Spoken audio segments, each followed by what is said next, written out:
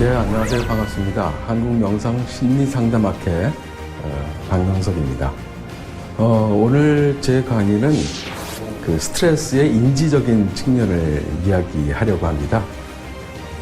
우리가 이제까지 스트레스 하면은 건강에 나쁘고 공공의 적으로만 알려져 있는데요. 이 스트레스를 오히려 잘 이용하면은 기억력이 증진되고 또 면역력이 높아진다는 많은 연구 결과도 있습니다. 그러면은 같은 상황에서 어떻게 하면 긍정적인 스트레스 요인으로 받아들일 수 있을지, 이 알아차림 명상을 통해서 어떻게 지켜보고 통찰하는 과정에서 긍정적인 그런 스트레스를 받고 행복한 삶을 영위할 수 있는지 알아보는 그런 시간이 됐으면 좋겠습니다.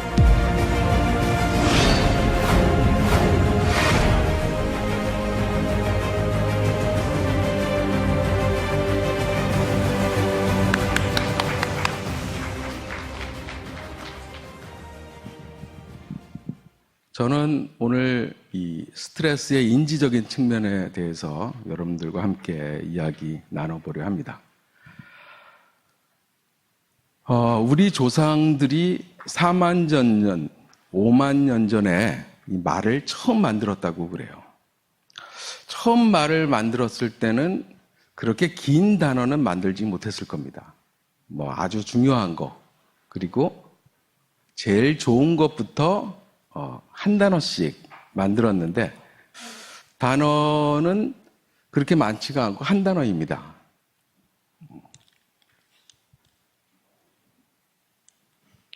자, 어떤 게 있을까요? 해, 달, 별, 물, 술, 꽃, 손, 눈, 코. 자, 그러다가 사회가 조금 여유가 생기면서 두 단어가 생겨납니다. 근데 이 두 단어는 조금 뭐라고 그럴까요? 부정적인 것이 많습니다.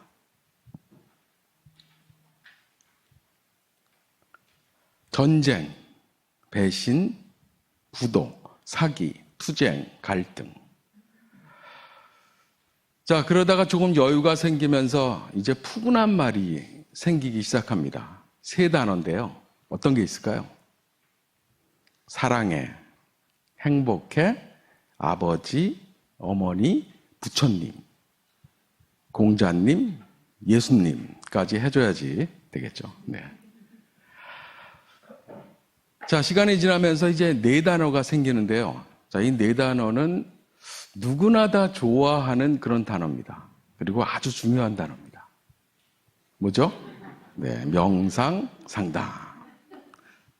초반에 제가 말씀드리기를 오늘 스트레스의 인지적인 측면에 대해서 제가 말씀드린다고 했는데, 스트레스 하면 누구나 다 공공의 적, 특히 심혈관 쪽에 질환을 일으키는 건강의 적, 이렇게 많이 알려져 있습니다. 자, 하지만 스트레스가 전혀 없는 사람들이 건강할까요? 결론적으로 말씀드리면 아니다입니다. 자, 오히려 최근 발표되는 연구들을 보면은 이 적당한 스트레스는 오히려 우리의 기억력을 높이고 또 면역력을 향상시킨다고 이야기하고 있습니다. 어떻게 보면은 이제까지 우리가 어느 매체를 보든 신문을 보든 어느 강의를 들어봐도 스트레스는 나쁜 거야. 스트레스 하면은 심장도 빨리 뛰고 여러 가지 이 걱정과 불안으로 인해서 안 좋은 결과를 일어난다고 그렇게만 이야기했었는데, 그렇지만은 않은 것 같습니다. 화로들이죠. 그리고 옆에는 화로차입니다. 이 날것을 좋아하는 일본 사람들은 예전에 물고기를 잡아서 이 도해지까지 물고기를 옮기는데 많은 노력을 기울였습니다. 최근에야 이 화로차들이 너무나 좋아져서 이 생존율이 너무나도 좋죠. 근데 초반에는 굉장히 힘들었다고 합니다. 10% 정도 물고기를 살리는 것도 어려웠다고 하는데요. 그래서 어부들은 되도록이면 도해지까지 많은 고기들이 살아갈 수 있도록 최소한의 스트레스를 주고 또 편안한 환경을 제공해서 한 마리라도 더 살리려고 노력을 했답니다. 그런데 아무리 노력을 해도 이 10% 이상 넘어가지를 않았다고 합니다. 그런데 어느 날 같은 환경과 같은 조건으로 이 화로들을 옮겼는데 한 90% 이상 이 고기들이 살아있더래요. 그래서 왜 그러지? 무슨 일이지? 하고 이제 고기를 한 마리씩 꺼내다 보니까 이 고기들의 천적인 상어 새끼 한 마리가 어떻게 하다 들어가게 돼 있는 겁니다. 결국은 이 고기들이 자신의 천적이 함께 들어와 있자 바짝 긴장한 거죠. 스트레스를 받은 겁니다. 그 스트레스로 인해서 산지까지 더 많이 살아서 오게 된 것이죠. 그리고 인간도 마찬가지라고 합니다. 적당한 스트레스는 우리의 기억력을 높이고 또 면역력을 향상시킨다고 하는데요. 실제로 이 대학생들에게 과제를 주면서 한 그룹은 그 과제 제출 기간을 굉장히 오랜 시간을 두고 또 한 그룹은 타이트하게 스트레스를 줬습니다. 빨리 제출할 수 있도록. 그 결과를 보니까 이 스트레스를 준 학생들의 과제물이 훨씬 더 성과가 좋았다고 합니다. 우리가 잘 알고 있는 에릭 프롬이나 이 칸트 같은 철학자들도 우리 일상생활에서 규칙적인 스트레스를 통해서 자신을 성장시키고 발전해 왔다고 합니다. 자, 이분들 같은 경우는 몇 시부터 몇 시까지는 환자 보는 시간, 몇 시부터 몇 시까지는 친구들과 이야기하는 시간, 오히려 이 산책하는 시간까지도 정해놓고 일상생활을 보냈다고 그래요. 그러한 것들이 본인을 성장시켰던 그런 원동력이라고 이야기를 했습니다. 오늘 이 자리에서 제가 아주 놀라운 연구 결과를 하나 알려드릴 텐데요. 최근에 미국에서 8년 동안 3만 명을 대상으로 추적한 연구 결과입니다. 이 연구 결과의 첫 머리는 이렇게 시작이 됩니다.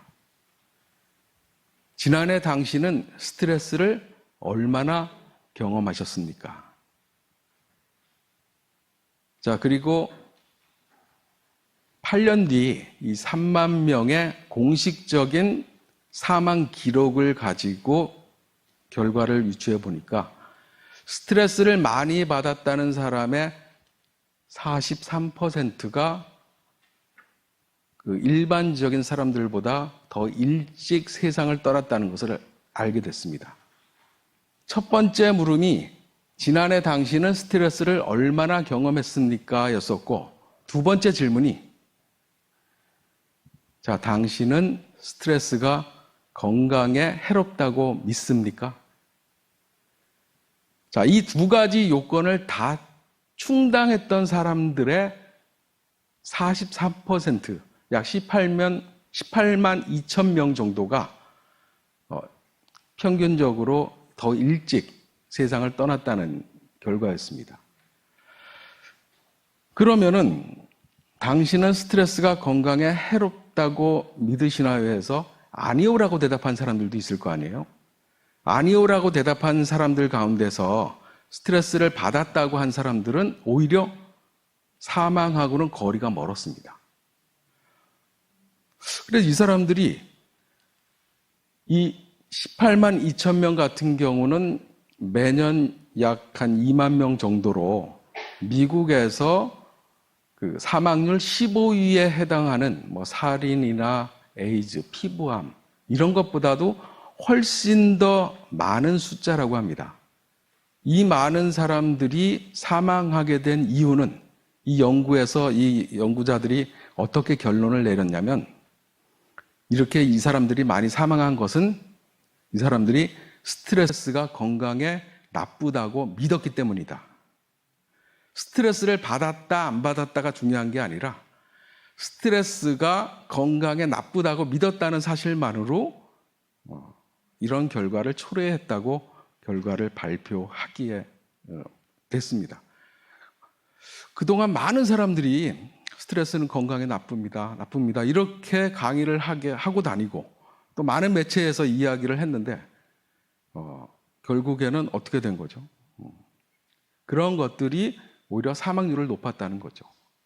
자, 여러분들은 스트레스가 건강에 해롭다고 믿으시나요? 이거 대답 잘 하셔야 됩니다. 믿으시나요? 네? 네 라고 대답하시면은 이 43%에 들어갈 확률이 높습니다. 이 전문가들은 두 가지 스트레스를 이야기합니다. 같은 상황에 놓여 있더라도 우리가 받는 스트레스는 두 가지로 나눠지는데요. 하나는 긍정적인 스트레스입니다. 이 긍정적인 스트레스는 유스트레스라고 합니다. 이 향상된 수행이나 개인의 성장처럼 긍정적인 결과를 가져다 주는 스트레스. 예를 들어서 직장에서의 진급, 연애, 결혼, 이런 것들이 있죠. 그에 반해서 부정적인 결과를 야기하는 스트레스를 디스트레스라고 하는데, 예를 들어 실직, 가족과의 사별, 이혼. 이런 스트레스는 부정적인 그런 결과를 가져오게 한다고 합니다. 직장에서 어떤 사람이 새로운 프로젝트를 맡게 됐습니다. 이 사람이 어떤 생각을 할까요? 한 사람은 드디어 나에게도 기회가 왔구나. 이번 기회야말로 내 실력을 보여서 나의 이 뛰어난 능력을 한번 보여야겠다. 이렇게 생각할 수도 있고, 그 과제를 받고 이거 어떡하지? 이거 실수하면 어떡하지? 이 모든 사람이 이 과제에 집중을 할 텐데 내가 실수하게 되면은 부장님이 나한테 뭐라 그럴 거고, 잘못하면 내가 어렵게 들어온 이 회사에 잘리게 되면 어떡하지? 이 부정적인 생각을 하는 거죠. 같은 과제임에도 불구하고, 같은 스트레스임에도 불구하고 어떤 사람은 긍정적인 스트레스를 받게 되는 거고, 어떤 사람은 부정적인 스트레스를 받게 되는 것이죠. 이 스트레스를 받을 때 어떤 우리 신체의 변화라고 합니다. 동일한 스트레스 조건이에요. 같은 과제를 받았어요. 똑같은. 하지만 긍정적인 스트레스를 받은 사람들에게는 호르몬 영향으로 숨이 가빠지고 심박수가 빨라지는데, 오히려 이런 변화로 인해서 순간적으로 기억력과 집중력이 높아진다고 합니다. 도전 정신이 막 생기기도 해요. 반면에 부정적인 스트레스로 가는 사람들은 역시 똑같은 신체적인 변화가 있습니다. 호르몬의 영향으로 호흡이 가빠지고 심박수는 빨라져요. 하지만 인슐린 저항성이 커지고 몸속에 염증도 생기고 면역력이 오히려 낮아지게 됩니다. 그리고 마음속에는 두려움, 그리고 긴장 상태가 되는 거죠. 이분은 유대인의 그 심리학자이십니다. 이 빅토르 프랭클이라는 분인데, 이분이 이제 유태인이기 때문에 이 나치 시절에 직접 그 나치 수용소에 갇혀서 생활을 하셨던 분이세요. 이분이 발표한 이제 그 이론 가운데서 제가 정말 공감했던 부분이 있는데, 이런 말을 하셨습니다. 이 자극과 반자극 사이에는 공간이 있고, 그리고 그 공간에 그 공간 사이에서 우리가 어떤 자극에 대해서 어떻게 반응해야 할지 결정할 수 있는 것은 우리다. 그리고 그 결정에 의해서 성장과 행복이 결정되어진다. 예를 들어서 유대인들이 그 수용소에 갇혀 있잖아요. 어느 날 어린아이들이 다 사라집니다. 일을 못하는. 어디로 갔나 나중에 알고 봤더니 가스실로 인해서 다 세상을 떠났어요. 그리고 일을 하다가 잘 못하는 사람들이 어느 날 낙오되는 사람들이 하나둘 없어지면서 차에 실리게 됩니다. 그리고 역시 그들이 실려간 곳은 가스실이었어요. 언제 죽을지 모르는 그런 상황이죠. 누구나 다. 그런 수용소에 갇힌 모든 유대인들을 이 사람들이 봤을 때 어떤 사람은 그 안에서도 인간다운 그리고 행복이란 말이 좀 그럴지 몰라도 그나마 인간으로서의 존엄을 지키고 살아가고 있고 두려워하지도 않고, 근데 어떤 부류 사람들은 하루하루가 정말 지옥보다도 못한 생활을 하고 있더라는 거죠. 그 결과 이분이 이야기한 그 논리가 자극을 받으면은 그 반작용, 자극에 대한 것을 내가 어떻게 반응하기 전에 그 사이에 공간이 있다는 것이죠. 그리고 그 공간 사이에서 우리는 어떻게 내가 결정할지 내 마음대로 그건 선택을 할 수가 있다는 겁니다. 그리고 그 선택에 따라서 행복할 수 있느냐. 마찬가지로 스트레스도 마찬가지일 것 같아요.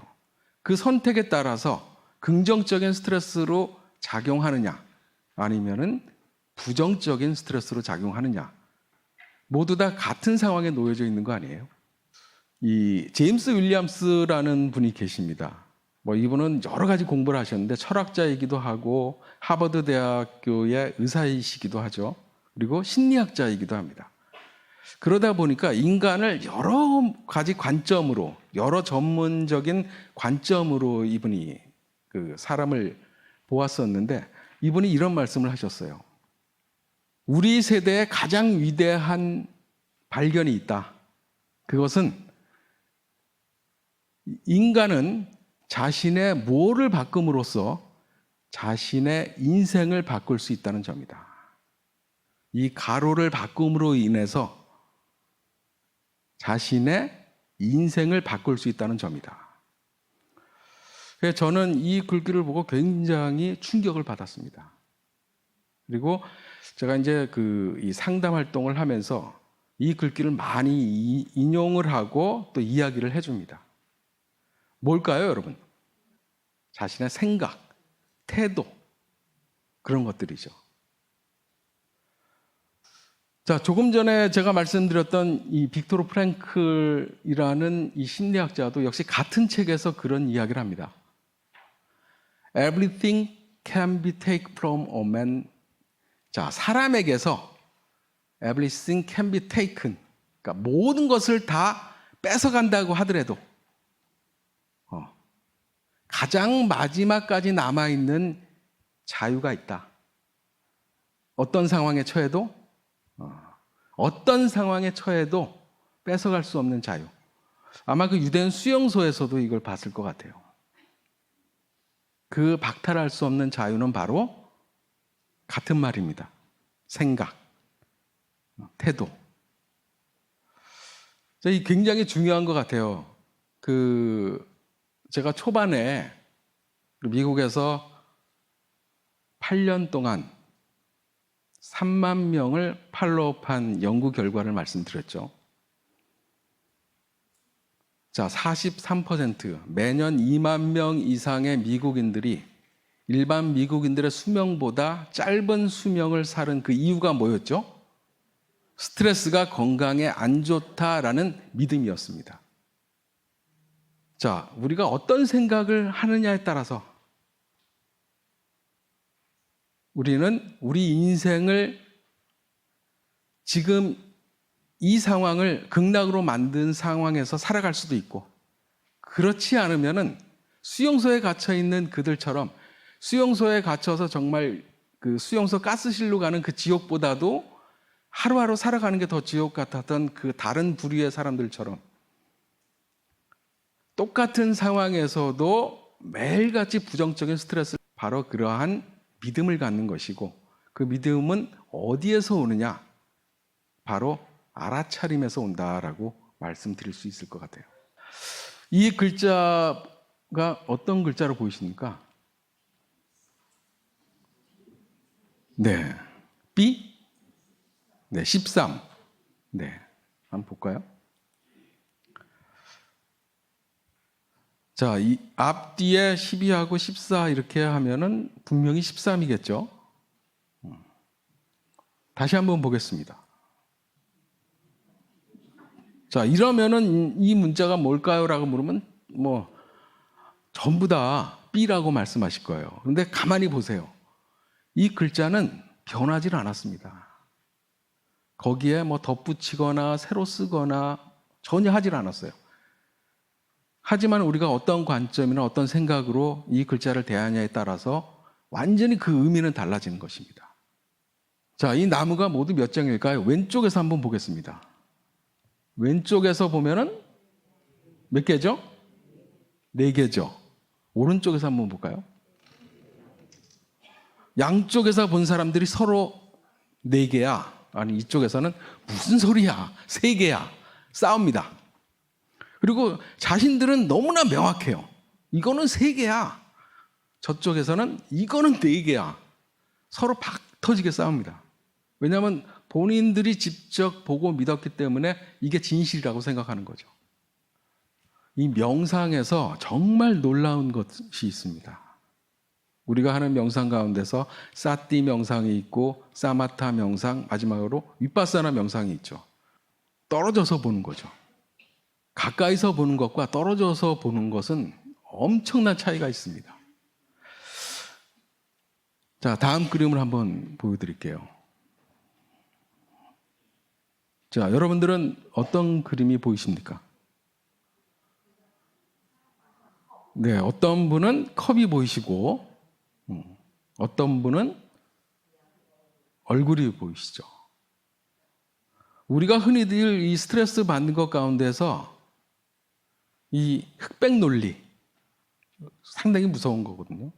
같은 상황에서도 어떤 관점이냐, 어떤 생각이냐에 따라서 완벽하게 다르게 보입니다. 자, 이 그림을 한번 볼까요? 동물인데 어떤 동물일까요? 토끼, 네. 오리, 네, 맞습니다. 이것이 관점이라는 것이죠. 자, 우리가 스트레스를 받으면은 아까도 말씀드렸지만은 우리가 받는 그것이 부정적인 스트레스든 긍정적인 스트레스든 신체적인 그 자각은 굉장히 똑같습니다. 그래서 오히려 더 우리가 살아가면서 이게 긍정적인 스트레스일까? 부정적인 스트레스일까? 알아차리기가 더욱더 힘들다는 것이죠. 자, 심장 박동이 빨라집니다. 그러면서 혈관이 좁아져요. 뇌에서는 이게 무슨 신호야? 이러면서 두려움과 긴장 속에서 있게 됩니다.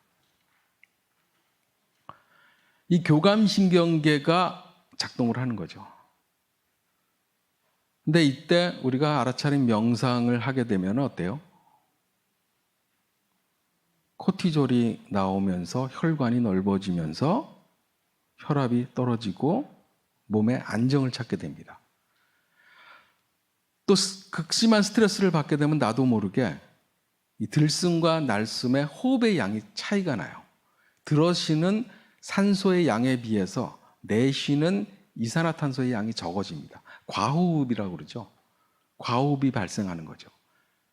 그러다 보니까 들숨과 날숨의 그 양이 차이가 나요. 예를 들어서 우리가 어떤 일을 당했거나 긴장해 풀어질 때 어떻게 하죠?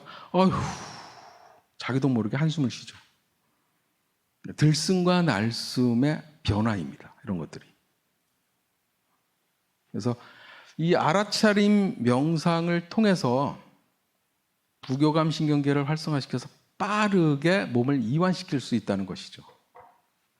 오늘 이제 제 그 강의 주제가 지금부터 이제 가장 중요한 것이 나옵니다. 어떻게 하면은 같은 상황에서도 스트레스를 안 받을까? 아니, 스트레스는 받는데 긍정적인 스트레스를 받을 수 있을까? 자, 세상을 바꾸면, 생각을 바꾸면 세상이 달라진다고 봅니다. 그리고 세상에서 오직 한 사람만이 나를 우울하게 만들 수 있어요. 슬프게 만들고 힘들게 만들고. 그게 누구예요? 나 자신이요. 자, 이 그림 한번 보실까요? 지금 보시면은 이 교통이 지금 꽉 막혀져 있죠. 자, 이거를 멀리서 봤습니다. 하늘 위에서 보니까 지금 교통 상황이나 이런 건 안 보여요. 그죠? 커다란 도시가 보입니다. 더 멀리서 봤습니다. 그냥 아름다운 지구입니다. 자, 우주에 나갔다 온 이 우주인들이 책을 한 권 썼습니다. 그 책의 이름이 이 오버뷰 이펙트라는 책입니다. 이분들이 무엇을 설명하고 싶었냐면은 멀리 나가서 우주에서 지구를 한번 보니까 큰 그림을 한번 보고 나니까 더는 그전과 같은 방식으로 살 수 없더라 이거예요. 그래서 그걸 알려주고 싶어서 이 오버뷰 이펙트라는 책을 썼습니다. 우리 삶도 마찬가지예요. 멀리 떨어져서 볼 필요가 있습니다.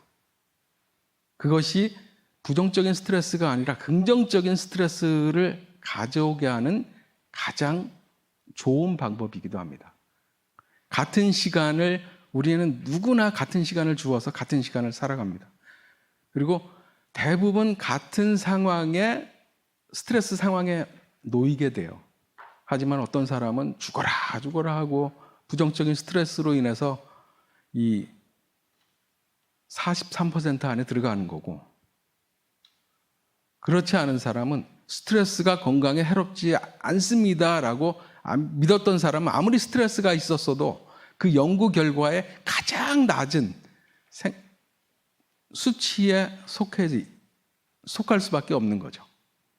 자, 저는 오늘 제가 이 강의를 준비하면서 제 사례도 한번 말씀을 드리고 싶었어요. 이 명상의 놀라운 점은 스스로 체험을 하게 만들어요. 누가 옆에서 아무리 이거 굉장히 좋은 거야. 이거 굉장히 좋은 거야. 너도 한번 해봐. 그래도 아무리 10사람이 좋은 거라고 이야기해도 제가 생각해서 별로면은 별론 거잖아요. 근데 명상의 좋은 점은 내 스스로 통찰을 하게 만들어줍니다. 아, 이래서 좋은 거구나라는 것을 알려주게 돼요. 자기 스스로 명상을 하다 보면은. 그래서 우리가 살아가면서 긍정적인 스트레스를 받고 어떻게 하면은 우리 인생을 바꿀 만한 좋은 생각을 갖게 만드느냐. 어떻게 하면은 가까이가 아니라 좀 더 멀리 떨어져서 모든 것을 볼 수 있느냐. 그 첫 번째로 저는 이 명상 일지를 쓰라고 말씀을 드리고 싶어요. 자, 맨 위에 보면은 날짜, 장소 이렇게 적고, 자, 사건을 적습니다. 최근에 내가 스트레스 받았던 그 사건. 오늘 아침에 나오는데 누가 뭐라고 그랬어요. 그게 계속 걸려요. 그리고 스트레스, 그게. 그럼 그 사건을 적고, 그리고 그 사건을 떠올렸을 때 어떤 감정이 드는지. 이 우리나라에 감정을 나타내는 단어들이 총 434개라고 합니다. 그런데 이 OECD 국가 가운데서 자살률이 유난히 높은 나라가 있어요. 우리나라죠. 예전에 일본도 높았는데 일본은 요새 굉장히 떨어지고 있더라고요. 그 이유가 뭔가 하고 봤더니 정부에서 적극적으로 개입을 해요. 마을마다 상담사를 두고 마을마다 이런 자살 예방 프로그램을 굉장히 많이 두고 지자체도 나서고 학교도 나서고 굉장히 이런 노력을 합니다. 정부에서 아예 지원을 하고 그러다 보니까 자살률이 점점 떨어져요. 우리나라만 지금 멀리 가 있습니다. 혼자. 이 우리나라의 감정을 뜻하는 이 434개 단어 가운데서 감정 단어 가운데서 72%가 부정적인 거예요. 우리가 생각하고 떠올리는 그런 감정들이 너무나 부정적인 것들이 너무 많기 때문에 우리의 그 현실에 자살률이나 이런 것들이 높아만 가고 있는 것이 아닌지 그런 생각이 들기도 합니다. 자, 그래서 이 사건에 일어났을 때 그 감정이 어떤 감정이 들었는지, 그래서 이 감정을 알아차리는 것도 굉장히 중요합니다.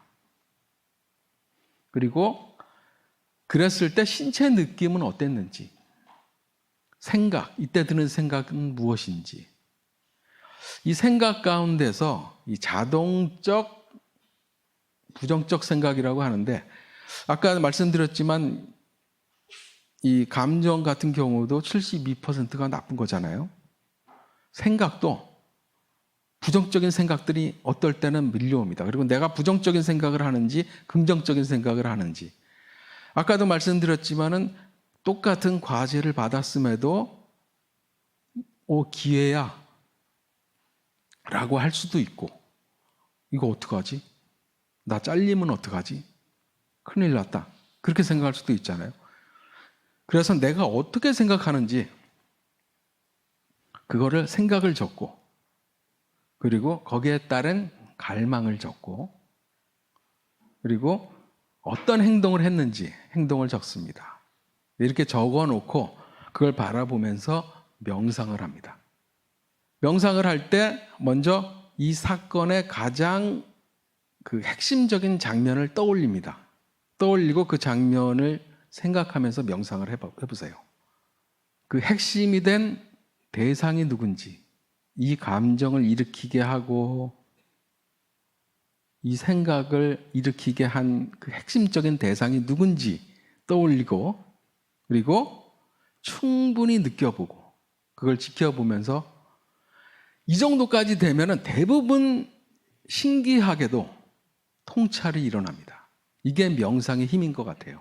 이 통찰이 일어나는 게. 통찰이 올라오면은 합리적인 생각, 어떻게 해야지 이것을 내가 풀 수 있을 것인지 합리적인 생각을 적고, 그리고 이 생각을 바꾸고 난 감정을 난 뒤 그 감정을 또 쓰고. 자, 이렇게 해서 제가 쓴 거를 한번 보여드릴게요. 자, 사건은 아침에 차키가 없어서 차키를 이제 출근해야 되는데 차키를 찾다가 못 찾아갔고, 결국은 택시를 타고 직장에 출근을 했습니다. 얼마나 화가 나요. 그 전날 입었던 옷 주머니 다 꺼내보고, 가방 뒤져보고, 소파에 있나? 아니 어제 침대 근처에 두고 잤나? 식탁에 놓았나? 아니 화장실에 놨나? 온 집을 아침부터 그냥 다 뒤졌는데도 안 나오는 거예요. 출근할 시간은 다가오는데 얼마나 화가 나요. 자, 그때 감정, 화가 나고 짜증이 납니다. 그대로 썼습니다. 제가 화남, 짜증남. 그때 든 생각, 자, 왜 이렇게 깜빡깜빡이냐? 아마 저뿐만이 아니라 여기 계신 분들 많은 분들 느끼실 거예요. 스마트폰 냉장고에 넣어놨다가 어디 있는지 맨날 찾고 계시는 분들 계실 거고, 지갑 어디다가 넣어놨다가 맨날 찾고 계시는 분들 계실 거고, 내가 진짜 치매가 걸렸나, 아니면 나이 들어서 요새 뭐 몸이 안 좋은가, 우리 깜빡이지? 그런 분들 많으실 거예요. 그래서 저도 그때 든 그 생각이 왜 이렇게 깜빡이냐, 그리고 갈망, 좀 덤벙대지 말고 좀 차분했으면 좋겠다. 내가 덤벙대서 그러는 것 같다. 그리고 행동은 집에 나올 때 문 꽉 닫고 괜히 씩씩거렸죠. 차키 못 찾았으니까. 그래갖고 지각하게 생겼고 택시 타고 또 가야 되니까요. 그래서 이 사건을 적고 이제 명상을 합니다. 명상을 해요. 장면을 떠올립니다. 차키를 찾으면서 화를 내고 있는 내 모습. 그 모습을 놓고 명상을 합니다. 호흡을 하면서. 가만히 지켜보고. 그리고 핵심된 대상이 무엇인지 알아차려 봅니다. 가만히 보니까 저녁에 들어가서 제가 하는 행동이 보여요. 집에 들어가면서 어떤 날 배가 고픈 날은 냉장고 먼저 열거든요. 그럼 들어가면서 하나씩 벗습니다. 시계 풀르고, 차키 어디다가 던져놓고, 지갑 주머니 있는 게 옷 갈아입으면서 지갑 꺼내죠. 다 여기저기 그 풀러놓고 있는 그런 모습이 보여요. 그래, 내가 다 이렇게 만들어 놓고 내가 누굴 탓하고 있느냐. 지켜보기와 통찰하기. 여기서 통찰이 오는 거예요. 근데 이날 온 통찰은 아까 제가 그 이야기했던 그 윌리엄 제임스의 이론처럼 아주 멋진 게 나왔어요. 사후 분석이 아니라 사전 분석을 해야겠다.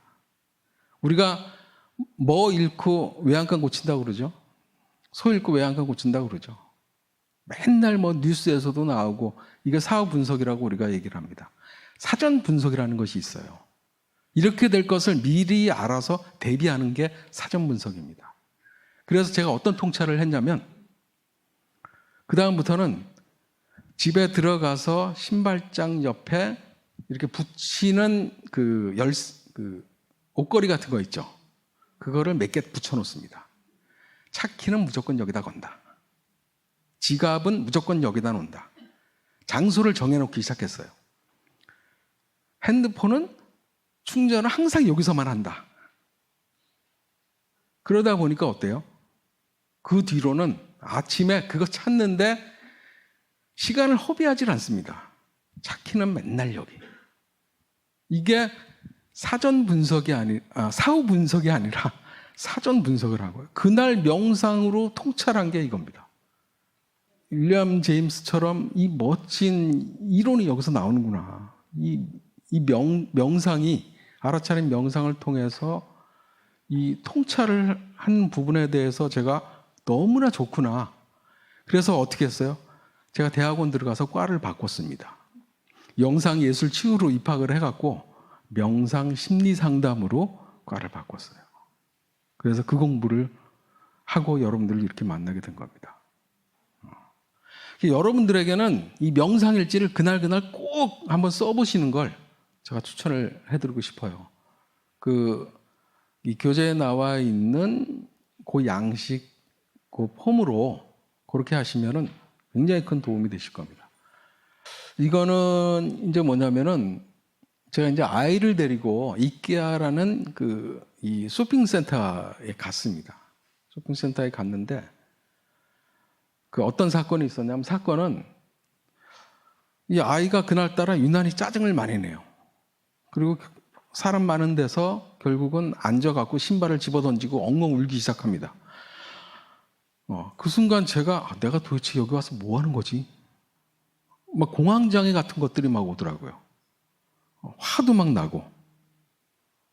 그래서 그때 든 감정이 무엇인가? 짜증나고 답답함, 피로감, 생각.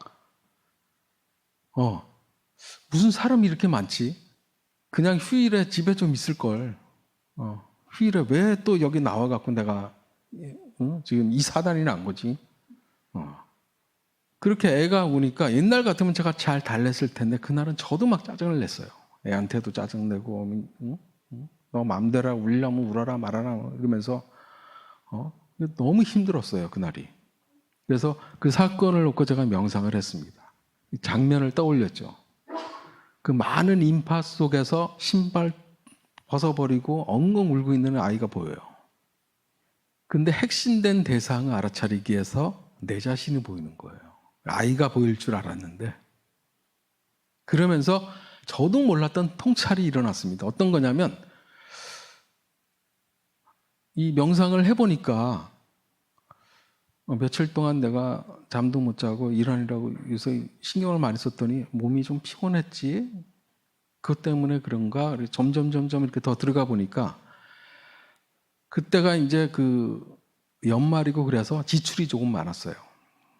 그래서 저희는 이제 저희 아내도 경제활동을 하고 맞벌이에요. 근데 가만히 보면은 제가 버는 걸로 다 쓰는 거예요.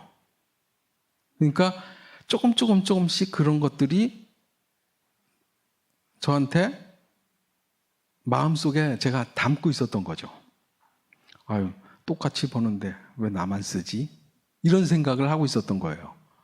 물론 크게 보면은 다 우리 집 돈인데 이렇게 생각하면 됐는데 그래도 그게 또 안 그렇더라고요.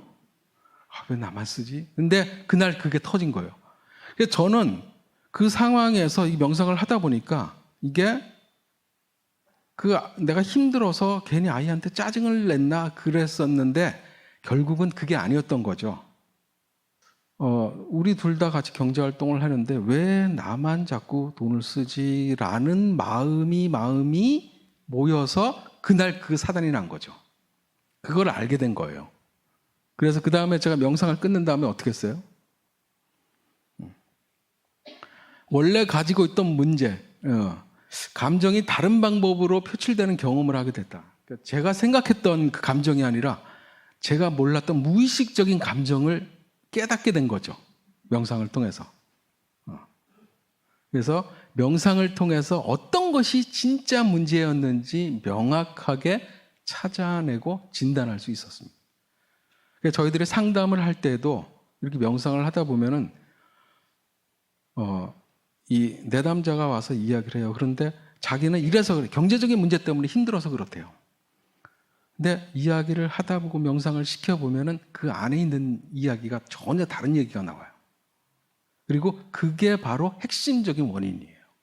이게 명상을 통해서 그것을 찾아내게 한다는 거죠. 그래서 저 역시도 원인이 이거구나라는 걸 알았어요. 그래서 어떻게 했어요? 행동. 솔직하게 얘기를 했습니다. 아내한테 내가 이렇게 가서 짜증이 나서 나 피곤해서 그런 줄 알았거든요. 명상을 해보니까 그 이유를 알았어. 뭔데? 그래서 당신이랑 나랑 같이 돈 벌잖아. 근데 맨날 내 돈 쓴다고 생각을 했던 것 같아. 그럼 어떻게 해서? 그 와이프가 다 바로 답을 주더라고요. 그럼 같이 써. 그래서 그게 싹 해소가 돼버렸어요. 그 행동은 이렇게 했습니다. 이렇게 우리가 똑같은 상황에 처해 있어도 여기 계신 모든 분들 정말 행복한 하루하루, 행복한 삶을 영위하는 것이 우리 여기에 온 목적입니다. 그리고 똑같은 상황에서 부정적인 스트레스가 아니라 긍정적인 스트레스로 인해서 좀 더 건강하게 살아가는 게 바로 우리의 목적이죠. 그러기 위해서는 일단은 스트레스가 건강에 좋습니까? 나쁩니까? 그 믿음이 또 중요하고, 그리고 두 번째는 그 생각을 바꾸는데, 그 생각을 바꾸려면 멀리 떨어져서 볼 수 있는 힘이 있어야 되고, 그 힘을 키우기 위해서 우리가 뭘 하느냐? 알아차린 명상. 그리고 이 명상 일지를 쓰는 게 굉장히 도움이 됩니다. 오늘 여기까지 제 이야기는 여기까지 마치도록 하겠습니다. 고맙습니다, 여러분.